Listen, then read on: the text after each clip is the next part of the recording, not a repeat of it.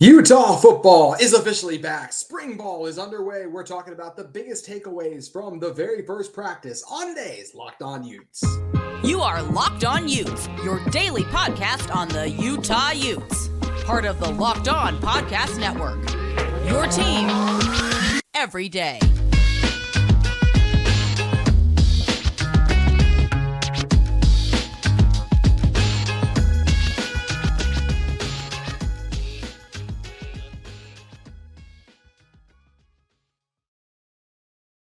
Hello, everyone, and thank you for making Locked On Utes your first listen every single day. We are available on all platforms, including YouTube and wherever you may get your podcast. If this is your first time listening to our show, make sure you like and subscribe. Love interacting with all of you guys in the YouTube comments, as well as on social media, where you can follow our show at Locked On Utes. My name is JT Wistrcill, former intern inside the University of Utah Athletic Department. Excited to be joined by Austin Eames of Fan Nation, all Utes, to talk about day one of Utah spring football practices. So great to have Utah football back. See everyone in action, and obviously the guy everyone was most excited to see in action was Cam Rising, but would rather talk about him a little bit more in the second segment. But one thing I thought was really interesting, Austin, is it sounds like that there was a surprise breakout candidate today. Everyone was like, oh, Dorian Singer, and he did good. He showed it as well. But there was a Utah running back who really popped today, and it was a guy that's not Anthony Woods even. It's not even Jalen Glover.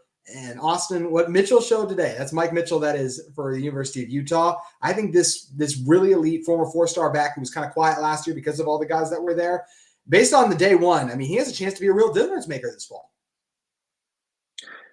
Yeah, definitely, JT. I mean, Mike Mitchell's special. I don't know, a lot of guys in the offseason have been talking about how excited they are for him. He put on some weight in the offseason. He didn't play last season. But yeah, he looked great at practice today. After practice, Whittingham even said that if he had to pick best performer of day one, it would be Mike Mitchell. And I mean, he looked the part. He was running with some tenacity. I mean, he's a big guy. He's almost built like a linebacker, but I mean, he runs so fluidly. I don't know. He is quick. He's agile, which you don't really see in a guy of his size, but I'm really excited. I think he's going to be a great complement alongside Bernard and Glover. He has something that both of those guys don't have, and that's that big size. So I'm excited to see Utah have a big third down back.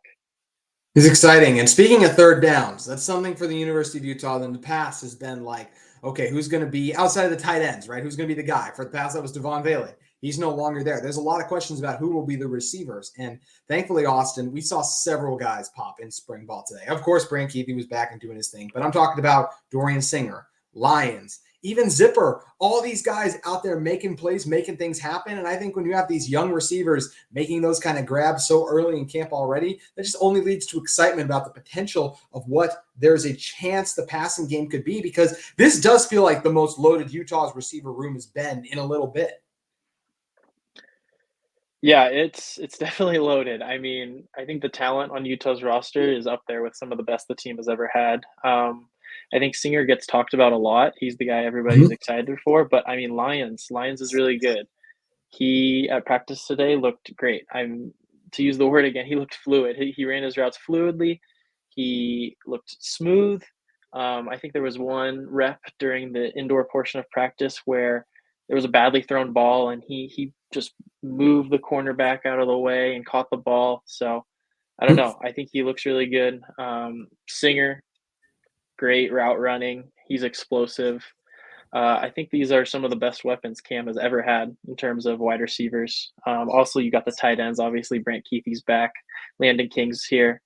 Carson Ryan should suit up for this season. So I think Cam Rising should be excited, and I think the Utah offense is in good hands. They got a lot of guys that can make plays. It definitely feels like it's in good hands, and not just because of the skill position talent available, but also because you have Jim Harding leading this offensive line charge. And there's going to be some guys you have to replace along the offensive line, and we got to look at what some of those potential replacements could be. I think most interestingly, by far, as Joe Coles said,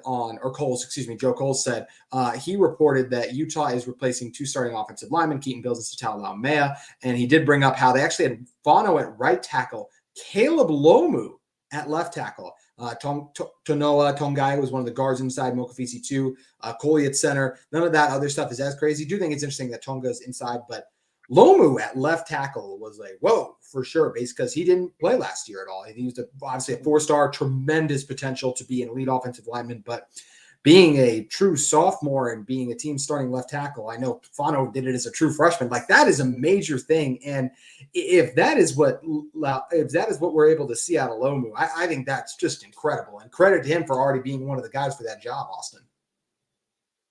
Yeah, I think it's a testament to the staff and this team's development of offensive tackles. I mean, to have that young of a group going into the season, replace guys like Keaton Bills. I mean, it's really hard. It's really hard to replace talent on the offensive line, especially guys that have suited up for the team and started for multiple seasons. But yeah, a lot of young guys. We got Spencer Fano, Togai, Lomu, even Garcia's in there, the 4-star recruit, the big recruit that Utah got this off season. So I think there's a lot of really talented guys, a lot of really big guys that can suit up on the line.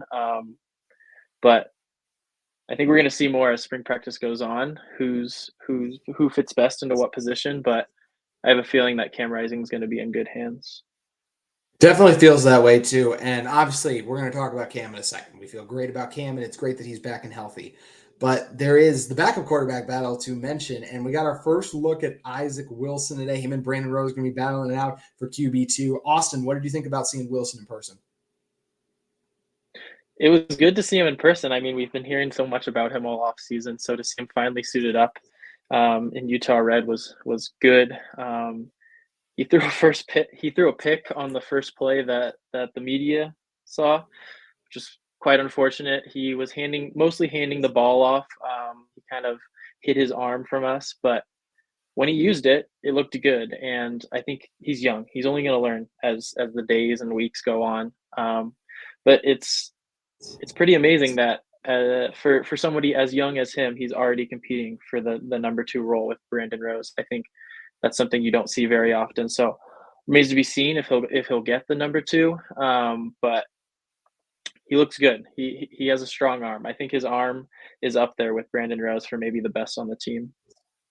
Yeah, I think it definitely can be. When you look at the potential and all of the upside that he has, it's going to be really fun to see what kind of things Wilson is able to accomplish in the future. And I love that he gets a chance to battle it out with Brandon Rose, just two guys who Rose has been waiting his time, got his opportunity taken away from him last season. I said several times, I still believe that Bryson Barnes probably would have been the starter just because Kyle Whittingham rolls with the experience and the guy doesn't turn over as much, but doesn't mean Rose should have been completely taken out of the race. And you look at, he didn't even get a chance in the bowl game because they had the medical red shirt for him there. And now that he's coming up on this year, like, this is a year where if Cam goes down, he wants to be the first guy up. And Wilson is a guy who's just played lights out football for the past 2 years. So it's going to be hard to keep him off the field too. And there's going to be tons of great camp battles. You can tell we already talked about the receivers, the running back room. A guy like Mitchell wasn't even factored in. We were so focused on a Jalen Glover, Anthony Woods, and a Bakai Bernard, like, where are the other carries? And now Mitchell could be a guy who emerges from that, which I think is a lot of fun. And I can't wait to see. But lots of new and exciting pieces for Utah. Also some returning ones. Cam Rising was back in action today. Got to talk about what we saw from Bad Moon Rising himself with all of you in one moment. But first, I want to talk to you about one of the sponsors of our episode of Locked On Utes today. It's our friends at eBay Motors. Passion, drive, and patience. What brings home the winning trophy is also what keeps your ride or die alive. eBay Motors has everything you need to maintain your vehicle and level it up to peak performance. From superchargers, roof racks, exhaust kits, LED headlights, and more. Whether you're into speed, power, or style, eBay Motors has got you covered. With over 122 million parts for your number one ride or die, you'll always find exactly what you're looking for. And with eBay Guaranteed Fit, your part is guaranteed to fit your ride every time, or your money back. Because with eBay Motors, you're burning rubber, not cash. With all the parts you need at the prices you want, it's easy to turn your car into the MVP and bring home that win. Keep your ride or die alive at ebaymotors.com. Eligible items only. Exclusions apply. eBay Guaranteed Fit, only available to U.S. customers. I also want to talk to all of you about another sponsor of our episode of Locked On Utes today, UCCU. Here's some exciting news. UCCU has just elevated their checking accounts by enhancing them with more benefits, more savings, and more online protections than ever before. A lot more. Paired with the most advanced and comprehensive mobile banking tools, Elevated Checking is a must-have financial product packed with lifestyle security and financial benefits. The lifestyle benefits alone include cell phone protection, roadside assistance, telehealth with 24/7 access to licensed health professionals with zero copay and exclusive savings on travel, shopping, and dining. And Elevated Checking is free when you do any one of the following. Use your debit or credit card 15 times or more a month, or make any monthly direct deposit of $500 or more, and maintain an average daily balance of $1,500. Otherwise, UCCU Elevated Checking is only $6 a month. You can visit UCCU.com to open an Elevated Checking account online, or stop by any branch to open an account. UCCU, love where you bank.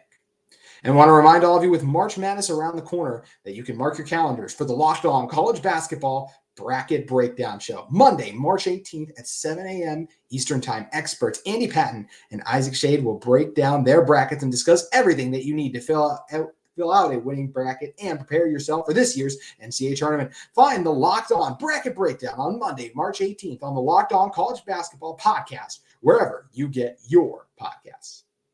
Austin, all these guys, the breakout guys, they're great. They're what I really get excited to talk about. But Utah's season last year, their ability to do everything they hoped to achieve was taken away when Cam Rising wasn't even able to play a snap. The best we saw was him warming up against UCLA, and he never came back.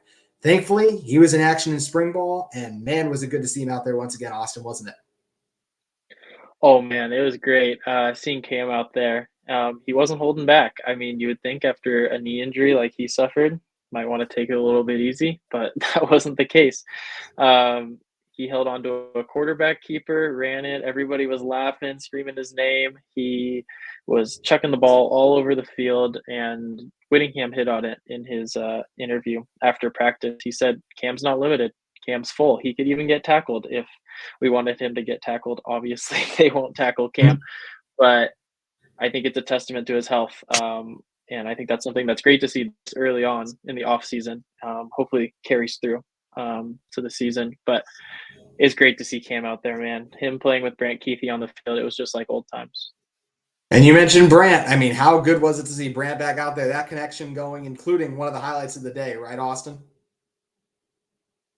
Yeah, there was a big touchdown throw over the middle from Rising to Brant. Brant jumped up. Another guy who suffered a terrible injury a season or two back, but he jumped up in the air, caught the ball, fell on the ground, got right back up, and it was a great highlight to see. It really reminds you of back in 2021 and not 2022. Brant didn't play in 2022, but back when those two played together, and they were just so good. Yeah, and one of the things that was also interesting is obviously you get the two returning offensive superstars. Ton of interesting things to monitor in the secondary. Joe Coles of the Deseret News also kind of discussed that Kyle Whittingham highlighted that quarterback Keenan Johnson really popped to Coach Witt today. And, you also do officially get Teo Johnson, who's going from nickel back to safety. So lots of interesting bodies occupying the secondary. What did you kind of think of the defensive backs' performance on day one, since there are so many new faces to be made there? Yeah, a lot of new faces. I think one that really stuck out to me was Jelani Davis, the true freshman from Mater Dei. He looked good. He had a fumble recovery. There was a couple plays where he looked really good. Looked like he knew what was going on. Looked like he really fit in, which I think is a good thing to say about somebody that's so new to the program. He looked good. A returning player, Zamiah Vaughn, also looked really good out there. He had a pass breakup on Luca Caldarella, and I think he's going to be a great starting cornerback. It was really good to see him come back to the team. Smith Snowden also had a couple big plays out there, so I think the defensive backs are in good hand. I think safety is a big question. Obviously, Teo switching positions helps, but I think safety is probably the biggest question in terms of defensive backs. But I really like the corner group. The corner group's nice.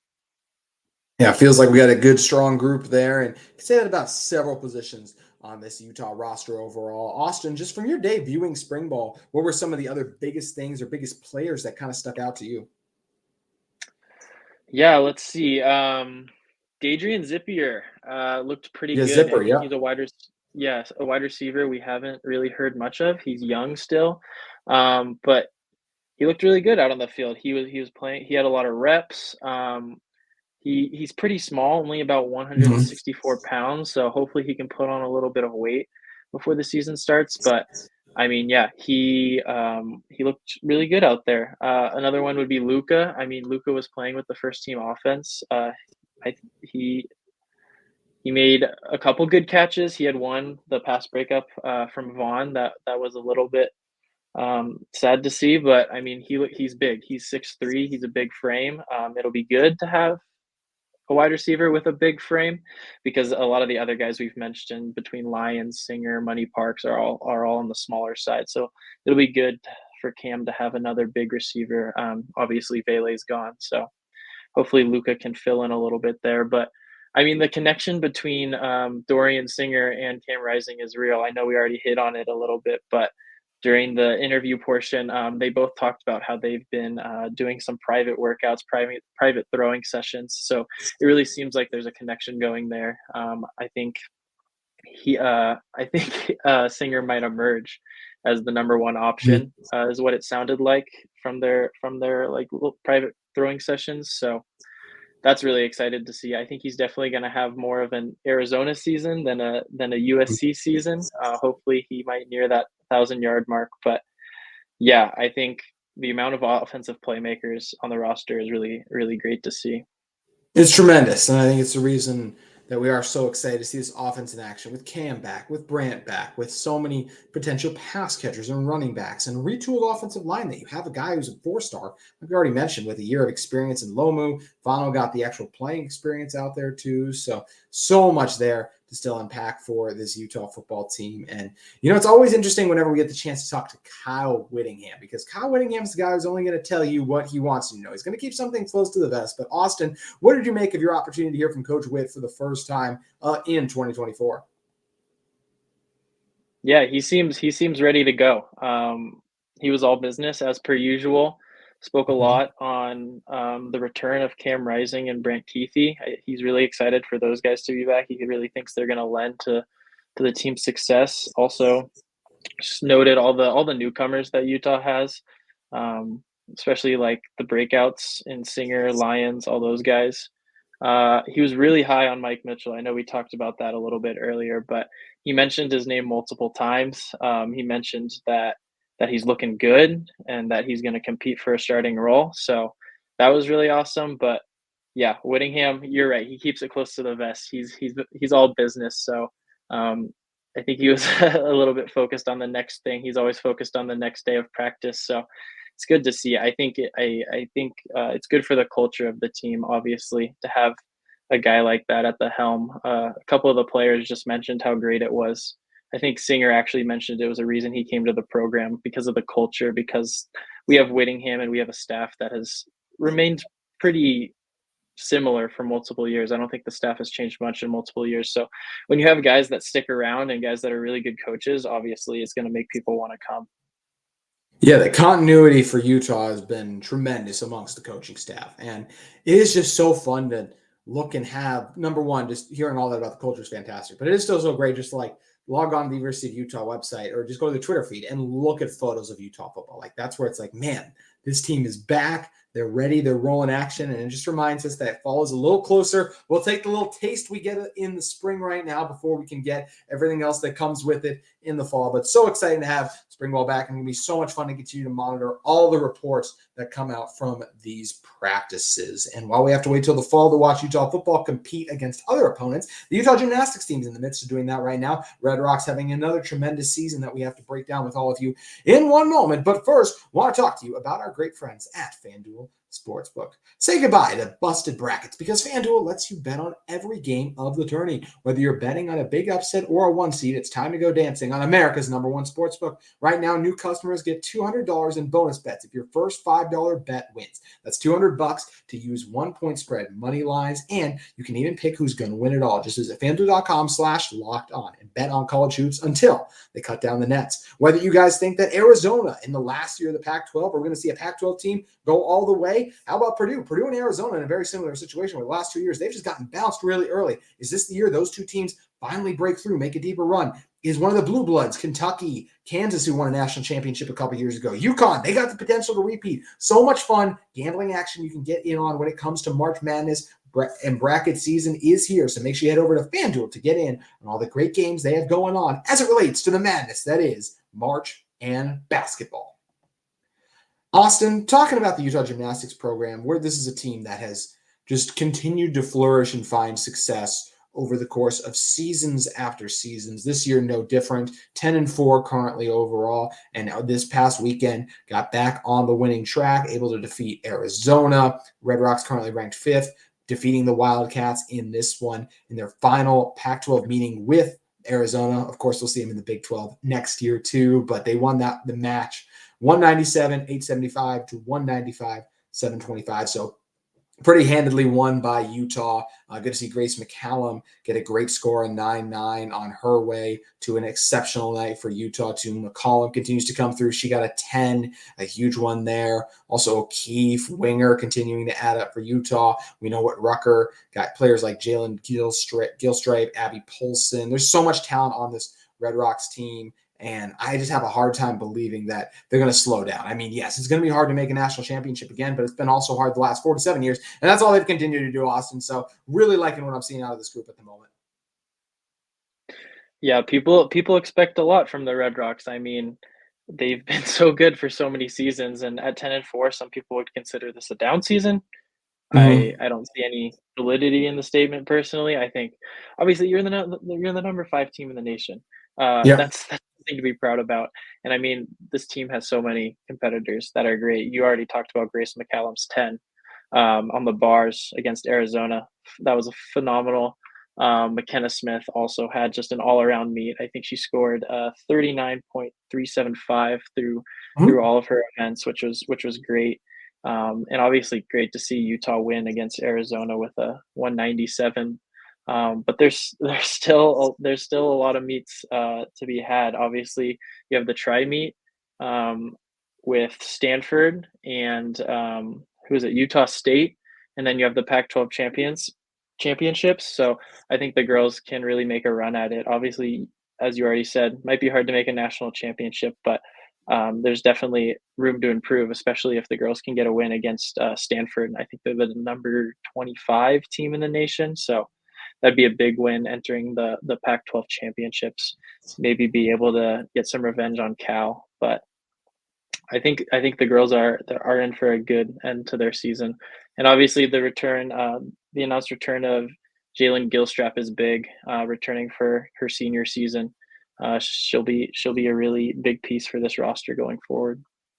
Yeah, the present and future extremely bright for the Red Rocks. Going to be fun to see what they can do. You mentioned it right there. They got the tri-meet, Utah State and Stanford coming up this Friday, March 15th at 7 p.m. That's going to do it for today's edition of Locked On Utes. Austin, great stuff. If people want to read more of your thoughts on spring ball and all things Utah athletics, where should they head over to? Yeah, head over to Fan Nation All Utes on Sports Illustrated on Twitter. You can find all of my stuff there. Awesome, Austin. Thanks again for joining us. Yeah, thank you for having me, JT. That will do it for our show today. We'll be back tomorrow talking more of our takeaways from day one of spring football. We look forward to seeing you then.